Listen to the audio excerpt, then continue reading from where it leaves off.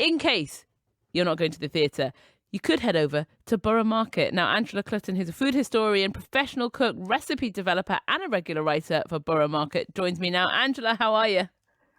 Hi, I'm really good, thanks. I love you just saying about small humans because I was down at the market this morning and I just saw some kids like wandering around and I did just think how lovely for kids just to kind of be out here enjoying the market. It's so funny you saying that. I was only thinking that this morning. Well, what a perfect segue. It's as if we planned it, which we really didn't. Angela, Borough Market is one of the best places to go in London to just fill up on good food, isn't it? Oh, and I think, it's just so atmospheric. I love you're right down by the river. You've got the Shard kind of there. You've got trains rumbling overhead.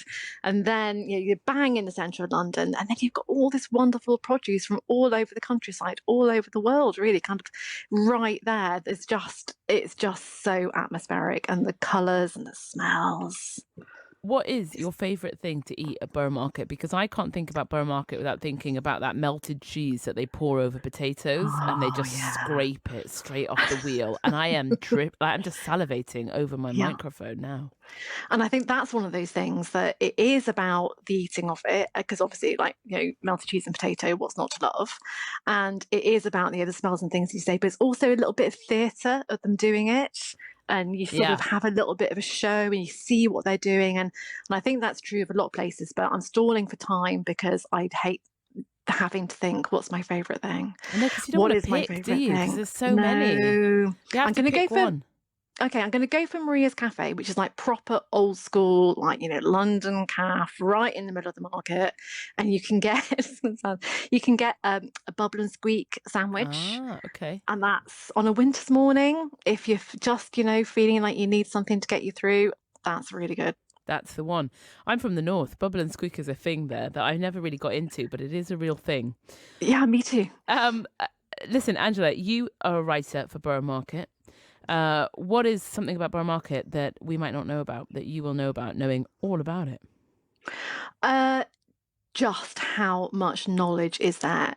You've got traders who know so much and things that you would never Mm. even thought that you didn't know you could know. And I think, it's such a resource, as well as being all the wonderful produce you can buy and take home and cook, or things you can get and eat and really just kind of soak it all up. There's people who just know so much, whether they're selling truffle oil or they're selling clams or they're selling, do you know what, I was talking the other day to a lady who runs a store called Oliveology, and they sell all these wonderful olive oils and things, and we were talking about oregano, and she sells, it's going to sound quite niche but stick with me, she sells a kind of dried oregano, and it's a variety which is only grown in one place in this Greek island. And that's the kind of detailed knowledge what you can get out of the traders, and that's, I think, a great thing for anyone who goes down to know. Get talking to the guys behind the stand, Mm. because there's so much enthusiasm and love which they can fill you with. And market traders they're a chatty people. My dad's a market trader. They like to talk all day They, long. they do, and they want to share their love. Being a market trader is hard. It's Mm. cold. It's You're out there, freezing. and so it's a joy for them to be able to engage in conversation. And, we're saying earlier about kids and, people, different generations, and, really sort of, communicate their love and their knowledge. And they are a chatty lot, and they're also a bunch of characters. It takes a certain kind of character to want to be a market trader, I think. And so they are a chatty lovely gang. And Borough Market is something for everyone, isn't it? Because it is that intergenerational thing that if you want to go out and about, get out of the house for a while, you don't necessarily want to go to a big theatre show. Maybe you don't have the money for that, or you don't want to do a museum. You want to be out. Then Borough Market is something that you can do with your grandma, that you can do with your mates, you can do with the kids. You can go on a date to. It literally is for everyone, isn't it? There is something there for everyone.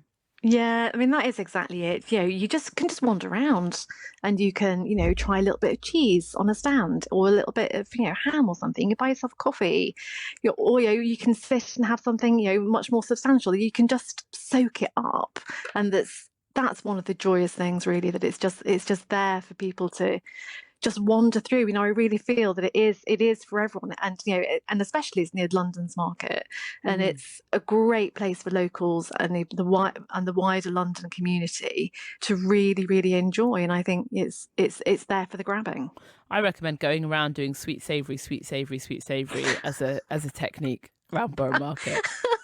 Is that your trick? Is that what you do? Yeah, just to switch it up, because then if you have a donut and then a slice of cake, then you start to get a bit full. But then if you're constantly switching, you have a donut and then you try some oysters, and then maybe, Mm. you go to a slice of cake, and then perhaps you try some paella, and then maybe Yeah. I feel like that's the way to do it. I But listen, then I'm no expert. You're the expert, Angela. You tell me. well, then you got to, you might be a bit thirsty by that point. So you got to remember you can stop and get yourself a little glass of prosecco or something. I saw this couple the other day, and it was like Wednesday morning, and they were just wandering around with a glass of prosecco, and I thought they are living their best Wednesday. That is, it was just such a nice thing to see them. They were just chilling out and having a great They're time, and you think that's it. That's it. Their best Wednesday. Angela Clutton, thank you so much for joining me. It's been lovely chatting, and now I'm hungry. Thank you. Thank you so much. I am salivating here. I don't know how I'm going to make it. Now,